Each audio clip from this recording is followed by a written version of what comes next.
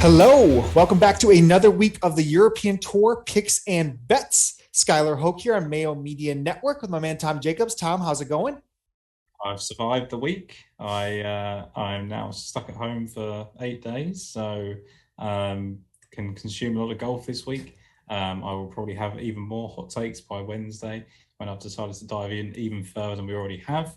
Probably talk myself in and out of things a lot, so don't listen to me too much this week. I think is well, this part listen to, but don't listen to the parts afterwards because I'll probably confuse myself. But no, pretty well good. It was it was an exciting week, wasn't it, last week to see another first time winner on the European Tour. Feels like it was, I'd say, coming. I think he's been playing pretty well most of the season. I do wonder with players like that whether like what their upside is, because I think these slightly limited skill set. It's not something where you think he can get really hot with his irons, get really hot for tee. He's kind of very, very good around and on the greens. And, it takes a good week like he had with the irons last week to really get the job done. Yeah, absolutely. No, that was a wild week in the sense of the wave split that happened that kind of ruled out almost half of the field. And then to see the birdie barrage that came out on Saturday and Sunday that really got, a lot of more people into the mix. I thought Callum Hill was going to kind of run away with it at one point. Of course, came back to the field. I thought Tario had a chance to make a leap to the European Tour. Was excited for him. And then I really thought Chase Hanna was going to do it for us because his irons were best in the field once again. I'm sure we'll talk about him later on. But my favorite thing of the week across golf, I guess there's two of them. We'll start. Robert McIntyre has now clinched his special temporary membership, which means he's into the Wyndham Championship this week and gives himself a shot at a tour card. A good finish, a strong finish this week sees Bob McIntyre, teeing it up on the PGA Tour as a full-time member next season. If not, we'll likely see him at the Korn Ferry Tour finals that are right around the corner. And it's still up in the air if Guido is going to join him on the Korn Ferry Tour finals and give a run at getting his tour card as well. It's been, 2 weeks since we've seen Guido, so I feel like I needed to name drop him early on. But my favorite thing that did happen last week, for those that follow on Twitter, along with one of our close, I feel like, allies across the sport of golf, Monday Q, on the bag for Mark Baldwin. For those that don't know, have his t-shirt on right here. 4 spots, one dream. Mark Baldwin did that exact thing last week. Monday qualifying blindly into the Barracuda, where he finished 34th last week. And it was just really cool scenes. Ryan posted quite a bit Monday Q on his Twitter about that. Mark was very embracing of the support. So that was really fun to follow those guys. And of course, wish them the best of luck as the season continues on. But let's dive in to this week, what we have ahead. And again, we're at the Cazoo Classic. Don't be confused with the Cazoo Open that just happened about 3 weeks ago. This one, I guess, is not sponsored by Gareth Bale. We can separate by those two. We'll be teeing up at the London, which hasn't been seen since almost a decade 2009 it ago, was right? the last time. So it was the European Open, which is a bit of a misleading name, but 2009, 2008. It was actually the first golf event I ever attended. Was when Ross Fisher won there. My dad pointed me towards someone that he told me was Rory McIlroy, and it was actually just a young lad from the clubhouse who had no idea why I was asking for his autograph. And he still to this day says it was a mistake. I think he set me up. I was only, I don't know how old I was, 13. I had no idea what I was really looking into.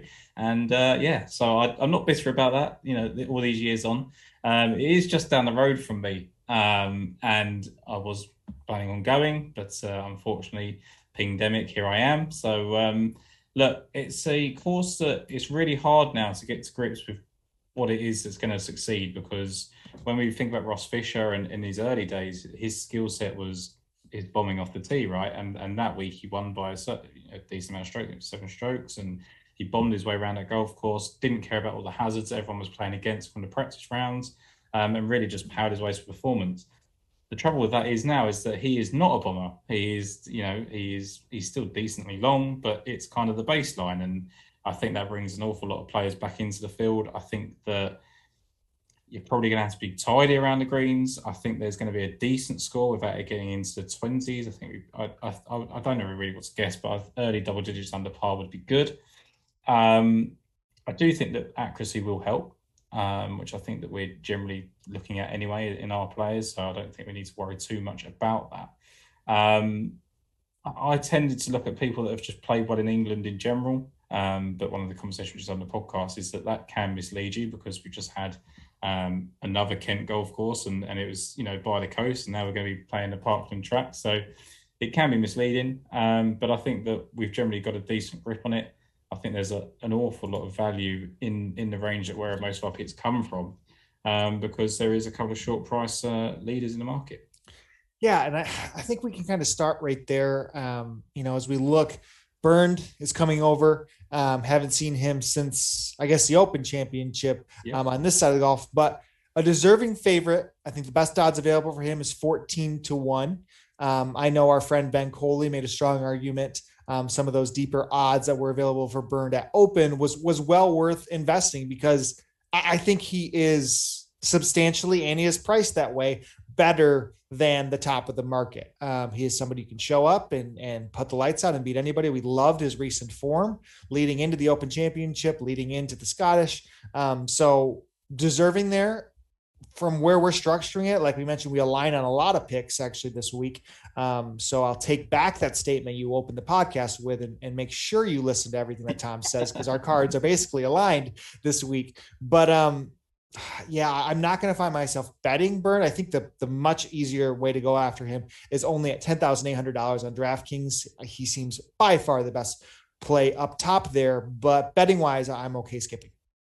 Yeah, I agree. I think that, and I'm the same with Sullivan as well. As Sullivan, as we always speak about with him, it has the potential to go and win an event, just like Ross Fisher did here in 2008. He can just tear away from the field. Loves playing in England, as you'd expect him to. His last kind of 5 starts in the country: 26th, 6th, 3rd, 9th, 1st, and there's another couple of top 10s before that as well. So he does come to the fore. But it's basically a new golf course for almost the entire field. And it's the guys that have played it as well are probably going to see a different test, than they did, 10, 15 years ago. So I found it quite hard to get to grips with what I wanted to see from the golf course. I think I just generally went down my general formula of current form, and irons is just massive. I think that anytime you're not sure what is required, get yourself down the iron route. You can't really go wrong. Gets you out of a lot of trouble, and if the guys are good around the greens as well, that's a strong bonus. Yeah, I think that's ultimately, I kind of looked at, of course, recent form, kind of pedigree, and what we know of these guys, and maybe some of the lower tours that they've played on. And I love kind of a birdie making, spree that they've been on. I think a good amount of these mid-range golfers have some similar tendencies and form to them, and it's easy to pile up where our betting card is. I was tempted up top here. If I wasn't so kind of quantity wise in the mid range. I mean, Kawamura's tee to green game is just next level right now. He shot +1 in the first day, and then he was inside the cut line with ease. Had a great weekend, and he's continued some excellent tee to green form.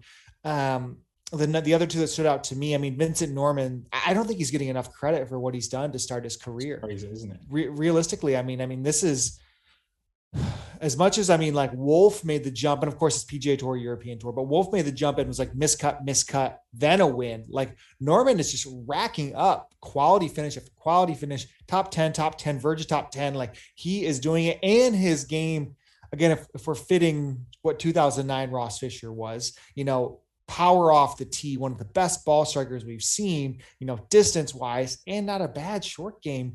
Seemingly at times, Vincent Norman does fit that pedigree. So he was hard to leave off for me.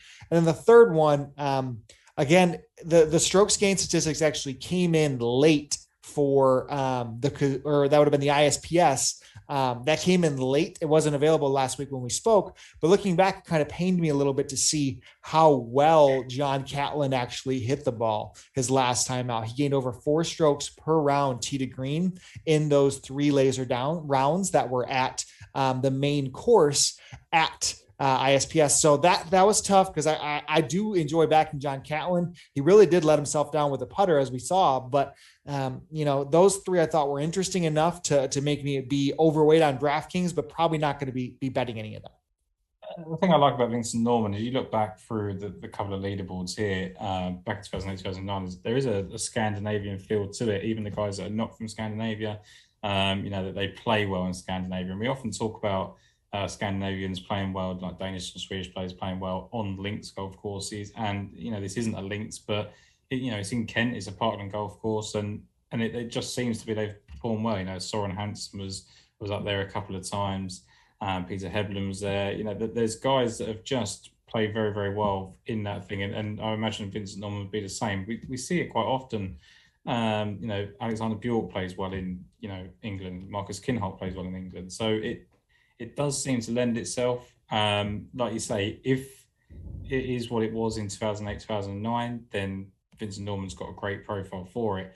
But then you look at the previous winner and it isn't the same as what Russell Fisher did. So I just think it's a really big open field for everybody. John Catlin obviously deserves a huge second look. Matthew Jordan for me was one that was really hard to leave out. He's really shown that form that he showed last year in Nutella in 2019, where we kind of thought he was one of the next big things. I questioned whether he could do it with all the pressure back on and the fans, and it looks like he can. He's playing very, very well again. So would not be surprised to see him go well, but we obviously both start our cards slightly further down. Yeah, and before we really dive into them, I always leave this for the end of the podcast, and there's no reason to do that. I want to make sure I talk about the audio, side of what we do. Mayo Media Network here. Please feel free to subscribe on our YouTube, rate, review. That goes a very long way. But I know, like many of us, we enjoy podcasts, and you can find us daily fantasy sports picks and bets, The Mix. You can find our show along with others across the Mayo Media Network on an audio only version. So feel free to subscribe to us there and listen to your commutes as you go into work tomorrow morning. So, Tom, I'll let you talk over our first golfer. I expect to be very popular. Again, we mentioned him off the top of the show, but Chase Hanna is unbelievable with those irons right now. One of those ones where you want to see how they're going to approach the European Tour. We have Ben Tarrio, we've had Chase Hanna, we've had other guys. You just wonder how they're going to make the jump from Challenge Tour to European Tour and even further on. And ISM, who are a big management company, made big waves about Chase Hanna, and they start putting out the really easy tweets of, oh, he's an American, he's on European Tour, he's following in Brooks Koepka's footsteps. And you think, well, pump the brakes. Like, he's 27 years of age, like Brooks Koepka's a major winner. Let's not get out of hand. But this guy is just absolutely flushing it. And it's repeatable. It's not just once or twice. I imagine if you look at his Challenge Tour numbers, if you could ever get hold of them, they would be exactly the same. So it's been a consistent baseline of where he's at. What I liked as well, last week he was 12th in strokes gained around the green, which I said could be, potentially important this week. Back-to-back top six finishes, or triple three straight top six finishes if you include the European Bank Open as well in the Challenge Tour. There is the concern, what is it that he needs to do to get out in front and get the win? But I still think there's value there. I think you look at 45 and 50 to 1 that there was some available. And you look at guys like Jordan Smith. Well, at this point, we know what Jordan Smith is. We know he's a very, very good iron player. We know that he throws it away. We've seen Callum Hill not throw away another chance, but he did. He did. Yeah. And, Mikko Korhonen, I did actually have him on the shortlist, but we know what type of player he is. He's had a very long, elongated career without many victories. Why not take the chance on the upside of someone that clearly could go on a tear? Rasmus Højgaard was someone I wasn't quite sure whether I was going to include or not, but you look at his form in England, 2-6-3-1 last year through the lockdown, he's hitting his irons better again. So again, they're the sort of players you're looking at. And I just think that those at 45 and 40 to 1 make much more appeal than they do at kind of 25s, and even like Laurie Cantor at 35s. I know I pick on Laurie an awful lot, and I hope he doesn't watch it because he won't like me very much. But I always use him as a baseline because he hasn't done it yet. And everyone's thing against Chase Hanna is, well, he hasn't won on the European Tour yet. He hasn't won that much on the Challenge Tour yet. But we can see what he can do. We can see his skill set, and that is the most important skill set in the game of golf. Yeah, absolutely. Can echo all of our thoughts there. The golfer I'm going to kind of start off with, because I know we align on another golfer around the 50 to 1 range, but I'm going to talk about Will Besseling. So Will is, I think, a hard golfer to nail, as he's consistent, but hasn't proven the consistency to the point of, elite finishes. And of course, knocking off a win on this stage. So, Besseling's best attribute is he's a really, really good golfer off of the tee. It's someone, if you stretch out for him, he's going to be one of the top 10 golfers in this field. And what really just intrigued me overall is there was this wave split that we saw last week. If you follow closely at the World Invitational, the ISPS, there was another wave split. Last week was close to 5 strokes per wave. 2 weeks ago, it was 3 strokes per wave. Besseling has been in both of the worst sides of those draws. And he made the cut at the World Invitational, missing the secondary cut.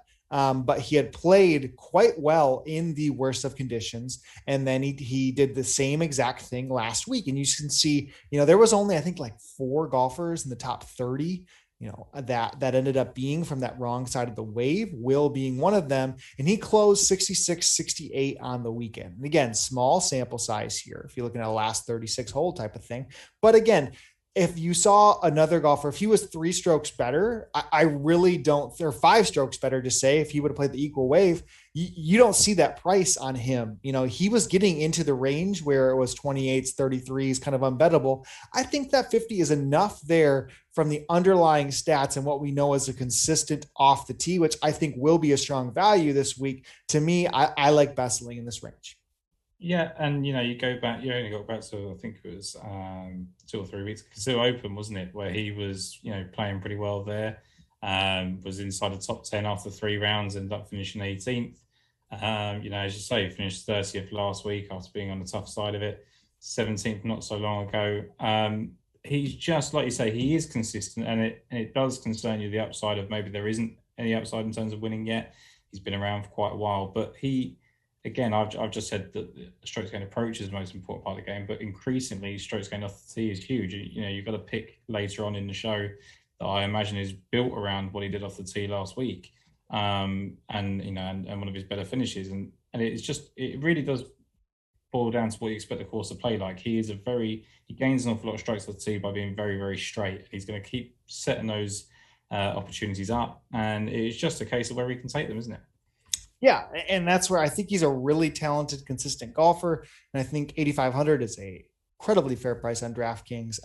But let's go to the next one, another one we're really aligning with. And it just seems inevitable that David Law is going to get across that finish line again. I mean, his finishes are incredible. From a consistent standpoint, I feel like I wake up every Thursday, Friday with him, on that first page of the leaderboard. So curious your thoughts, why we're both on him this week.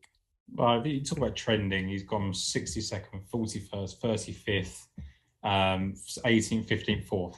Like, it can't be a better lead in to, the next step. And the argument is he going to get to a too short a price? Well, he's still kind of staying at a respectable odds, I think, 50-1. What if you're not happy to back a golfer in that kind of form at 50-1, you're basically just saying that he can't win. And I don't think David Law is that kind of player. We've already seen him get a victory in the past. He's got a good pedigree. Why oppose him? I don't really understand what the reason is against him, other than you want him to be 100-1. Well, it just isn't going to happen. Like, he's in too good of a form to allow that to happen. So for me, is it the Vic Open, wasn't it, that he won on the European Tour, and he won the Scottish Hydro Challenge on the Challenge Tour as well. So, no, they don't align to this event in any particular reason, but I really, really like David Law. I just think that I think I put him up a couple of weeks ago, and he's just been trending, continuously. And that's not to say I'll quote him at the right time, but I think the right time is now. I don't see any reason to be against him. I think he's had 1 round over the 70 mark in the last 3 events. So for me, he's just in great form. Yeah, it's a tough pill to swallow when we see some of these golfers. It's either you keep riding that form and you're going to bet it until it becomes unbettable, or you take the risk of just letting it ride. And that's how I felt the last couple of weeks with David Law. He was on the short list. I know you bet him another week, and it made me nervous into the weekend multiple times with not having him on the card when it seemed so obvious. So yeah, I'm absolutely ready to jump on him. And I think Burned gives enough value to all of these guys in the mid range that, we have an opportunity to still cash in. And again, it's a healthy each way. Chase Hanna was a healthy each way if he had the six places last week. You still have that ability with these guys in the mid range.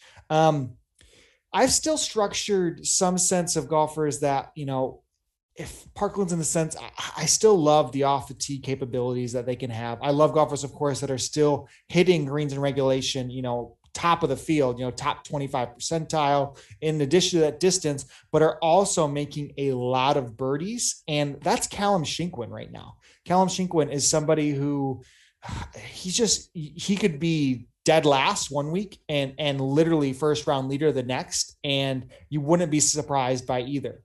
Shinkwin is, a winner last year at, what was that? He didn't win the shootout. He won the other Cyprus event. So that would have been, the Cyprus Open, but finished fourth in the showdown the next week. And, we've just seen stretches again, fourth when we had him at the Cazoo Open, and then he goes out, misses the cut. The next week bounces back with the 20th just last week. And that to me just, is the built-in value with a golfer like Callum Shinkwin. I bet Guido all of the time due to the upside that he possesses. And, you have that ability to see him place, not at a regular basis, but enough to make their value in the number.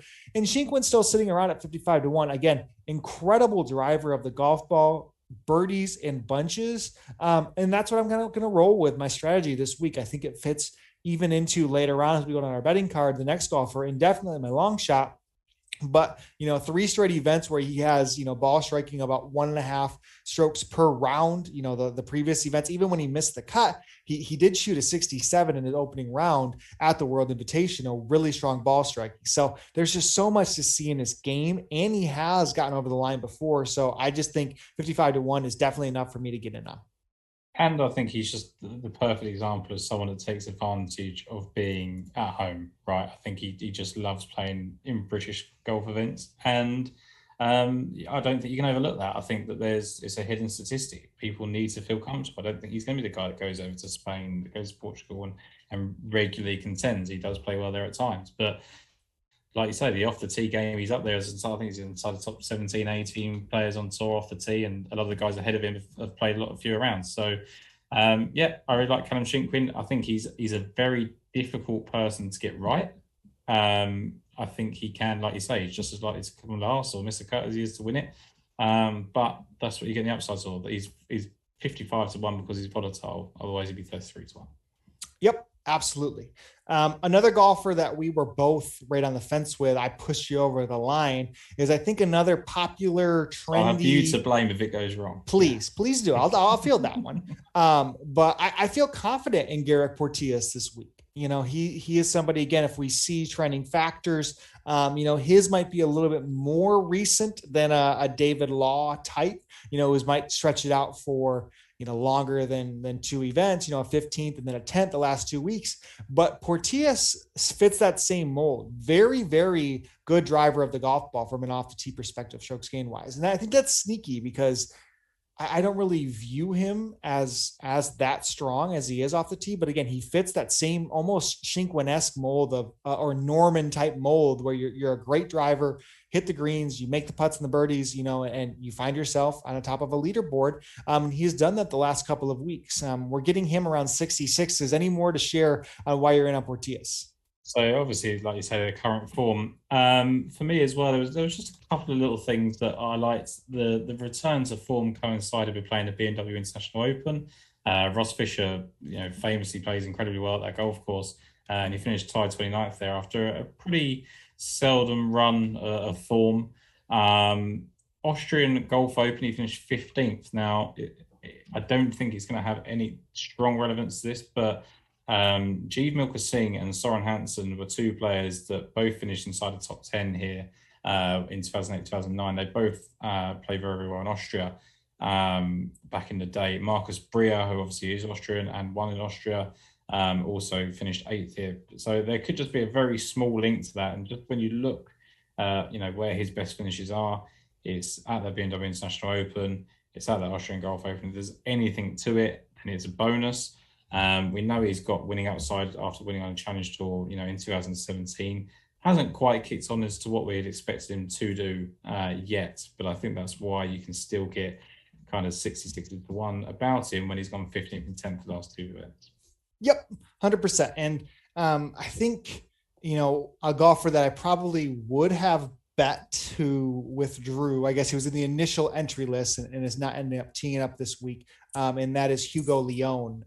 Hugo has played so well. And my dog here, Snoop, hopped up on my lap as we have a huge storm brewing. Maybe he's just a huge Hugo fan. So I don't blame Snoop doing that. So I get it confused too, because the European Tour season is going to still extend into September and beyond. For those fighting for a PGA Tour card on the last week at the Wyndham Championship here, we're going to have, that going to the Korn Ferry Tour finals. I was worried because Hugo is, fighting for, his status again. He's somebody who is, almost 200 in the rankings of the races to buy. So I think overall, hopefully Hugo continues to play, and it's just a week off, maintenance week, and then he's back. One golfer that I found it very difficult to leave off.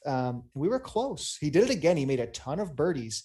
Schwan Kim is enough there. His is just not being driven by what I like to see out of the golfers. I prefer it come from the ball striking standpoint relative to the putter. Last week was better for Schwan compared to relative weeks, but I couldn't bet 7 guys under 100 to 1 and construct a card like that.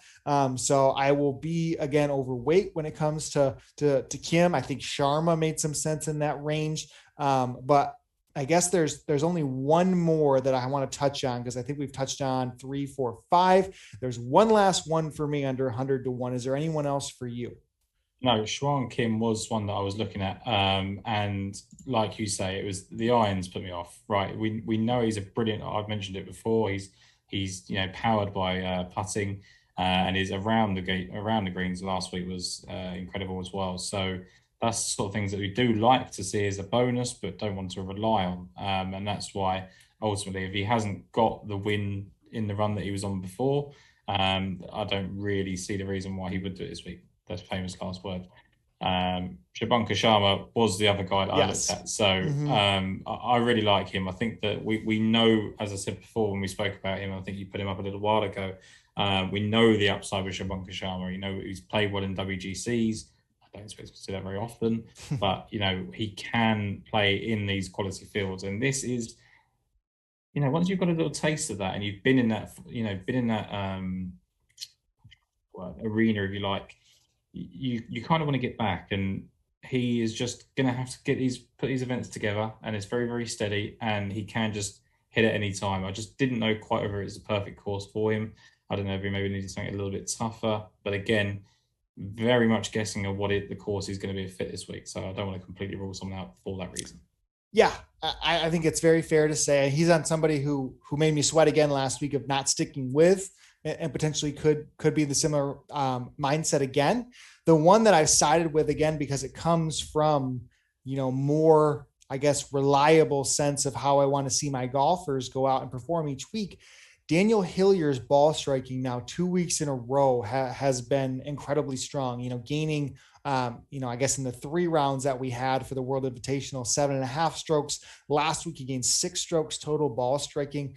An incredibly strong amateur career, just again, hasn't translated the same to podium finishes when it comes to, I would say, the professional ranks. But his form recently, when it comes to the Challenge Tour and it comes now on the European Tour in back-to-back weeks, is enough for me to bite at this number. Again, we mentioned Daniel Gavins just winning 2 weeks ago. That wasn't that, much different in profile from Hillier. Hillier was the 20th best amateur in the world at his peak. Again, we see finishes of that 3rd place where he had the round of the week with the 62 on that Friday. And then just, like everyone wasn't able to come through in the clutch when needed pretty much on that Sunday, but just a steady week, closing strong overall. So I think 7,500 on DraftKings, 70-1 is enough for me relative to the other guys around him that I'm going to be betting on to round out my card in this range.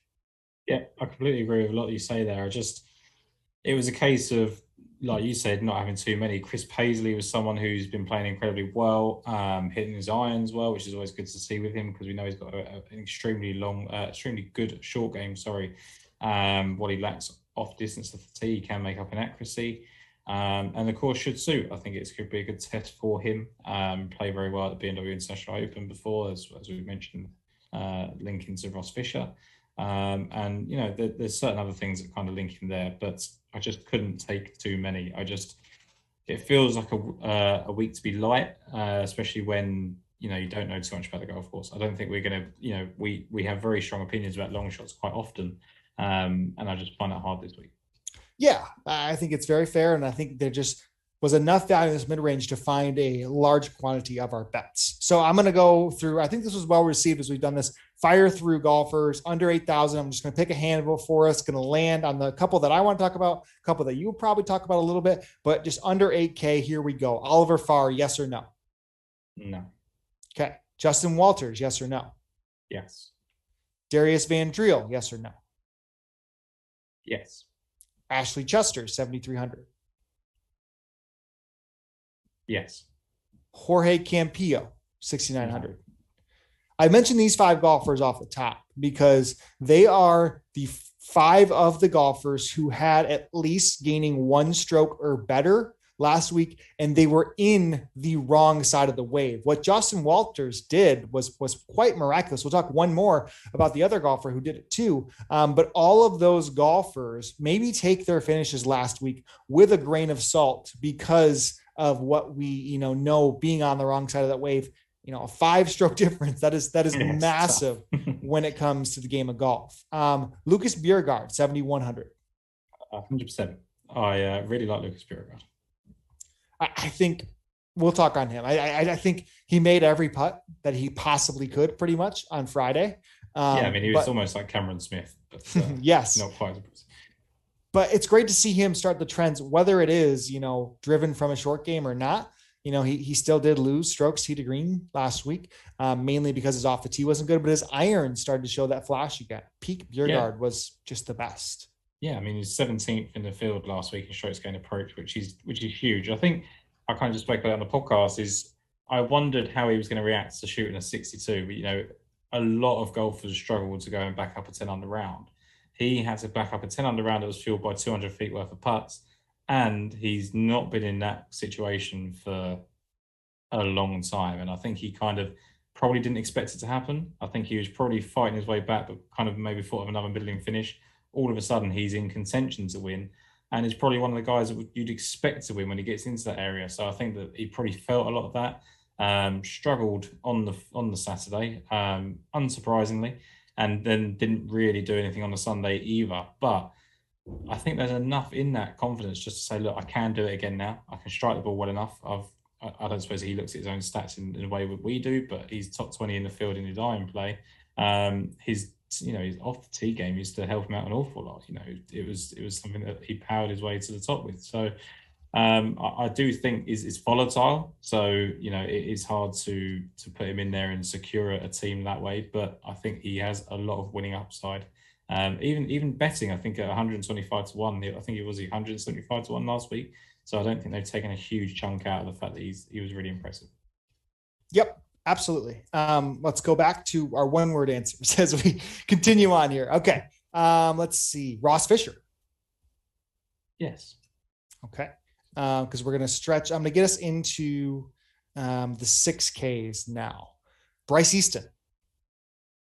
No. Niall Kearney. Yes. Let's go. Julian Surrey. Always want to say yes, but I'm going to say no. I do like Surrey normally. Barry Henson. Yeah, see, I was going to bring him up. I don't know, it's not a one-word answer. I was going to bring him up, but I think we kind of know what he is. I think it is. See, I'm going to talk now. I say yes. So again, at some point, I understand that small sample sizes are incredibly, unpredictable.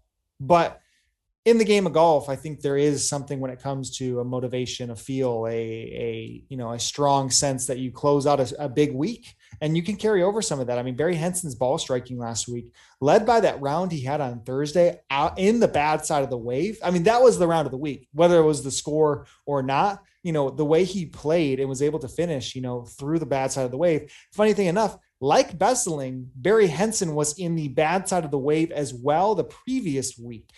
So he's now 2 weeks in a row seeing the tough side of it, putting up basically starting his tournaments +3 and +5 and say, okay, good luck. That's really what he's been faced with. And he made that first cut, missed the secondary cut, and then he finishes like he does last week. So I think there's enough there for me to play on DraftKings at $6,700.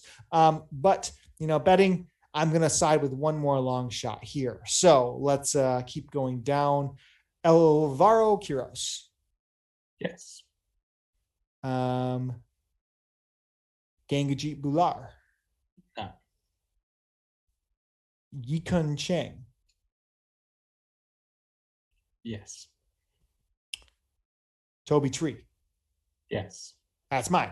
Okay, here we go. Yes. So Toby Tree literally fits the mold of all these golfers we've talked about. Toby Tree is excellent off the tee. He's rather long. And recently he's found himself the last 3 events being very high on the rankings of birdies or better. He's no Schwan Kim, but he is quite, close when it comes to some of those recent birdies and better. And we're finding him, plus 300 to 1 and higher. So I think Toby Tree, $6,400, enough for him. And Toby Tree has a background where did you guys interview Toby? We did. Okay, so you could probably share a little bit more on his background, but an incredibly talented kid who, has had amateur victories, who found himself kind of injury riddled, shoulder problems as of recent, but has a lot of talent in his game. And a flash from him, I really like to get on before, we might see it again at these odds. We kind of discussed with him, and it was like, we basically posed a question without trying to be too harsh to him, is that you've just spent your whole amateur career winning everything. He won at every level that he could possibly win at. Beat an awful lot of guys. Hayden Portis was a guy he beat quite often. He used to share a room with him when he used to go down to South Africa. He loves going to South Africa at the end of the year. When you get to South Africa, just bet him, because he spends his winters down there, works on his game. I think with Toby Tree, I think he's got his skill set off the tee, and sometimes it's hard to rein in. I think when he's maybe just been chasing distance, maybe through the lockdown, found it. I think he's also someone that has to rededicate himself all over again plenty of times throughout the season. I think he's a guy that gets 20th, 30th place finishes and thinks, I'm still not quite good enough. And then last week, he had a really, really good week. 16th is his best finish of the season. Was fueled a little bit by a hole in one, but he had played well. That made up for kind of a double bogey he had on the card earlier in the round. And we know the upside with him. Like there is a massive upside with him. He's a hugely talented player. He talked about you can go back to the interview on loss of words. He talked about getting that European Tour card for the first time and going through qualifying, and he literally had to make a par down the last, and he was still thinking about hitting a 3-wood into the green. And his caddy was like, you could literally just hit 3 lob wedges, make par, and get out of it. So that's what I think it is. I think he's a guy that, because he's so talented, I imagine he quite likes to show off. He knows he's got all the game to do it, and probably just needs to be reined in. He's not young, but he's still young in his career, that I think there's a lot of progression coming, and I can see him really taking off. Like you said, being on early is certainly the way to go. Yep, and agree. My good friend Jude Delow is a huge Toby Tree fan as well. So I know Jude always backs him, always in South Africa too. But excited to see what he showed last week. Keep it going. I'll just run through a couple other golfers whose names stood out. Jack Cope is teeing it up this week. Normal Skylar would back a top 20 amateur in the world, making his professional debut, or he might have got an amateur spot. I'm going to pass this week. I'm going to let this one go. Laird Shepherd, who is playing again this week, didn't do so well last week. So there was also, I think it's Frank Kennedy. Did you see this last week? Frank Kennedy was the other who had an amateur start. He's 15 years old, made the cut on the number last week on the European Tour, shot a birdie free or bogey free, I think 68. I think he was 4 under on Sunday. So keep an eye out for old Frank Kennedy as he makes it. I'm going to see where he's ranked. I don't even think he was ranked in, I think he's technically considered a junior still when it comes to that. But Kennedy played quite outstanding for a 15-year-old against some of the best in the world. So we keep on going down the list. Matthew Baldwin found his way into a few of my lineups last week. He had led the field in ball striking at the World Invitational the week before, although he missed the cut. And he came out on Thursday, and I think he shot like 2 over par. And on Friday was 5 under par. Saved my week with some of the lineups he had. So Matt Baldwin, $6,300. Another one that stands out to me. And then our old friend Lars Van Meijel was another golfer who down here had a strong finish outside of the strong wave. So I think that, when you're looking for golfers to differentiate, he probably makes sense as somebody down here. But I think we're going to end it on that one, Tom. I think we've covered a third of the field pretty much right about, which is impressive for us in 45 minutes. But can you go back through your card for us and who you're on for the week? Yep, so it's Chase Hannah for me again. I do think it's going to happen, and it's going to happen very soon. David Law, again, both of those guys with you. Garrett Porteous, again, with yourself there. And yeah, I just really like those guys. I think there's an awful lot of value in them. So I'm pretty happy to pick those. Absolutely. Like we said, Chase Hannah, 50-1, David Law, 50-1. I'm adding Will Besseling at 50-1 right there as well. Callum Shinkwin, 55-1 for me. Garrett Porteous, as mentioned, 66s. And then Daniel Hillier, 70-1. Toby Tree, as long as 320-1 I saw. We'll probably get a top 10 with that. Always posting our cards at the end of the week. Tom, where can they find you on Twitter? Yes, I'm at Tom Jacobs 93 on Twitter. I'm just going to be that guy who just puts one last name out there. Alejandro Canizares is hitting the ball well again.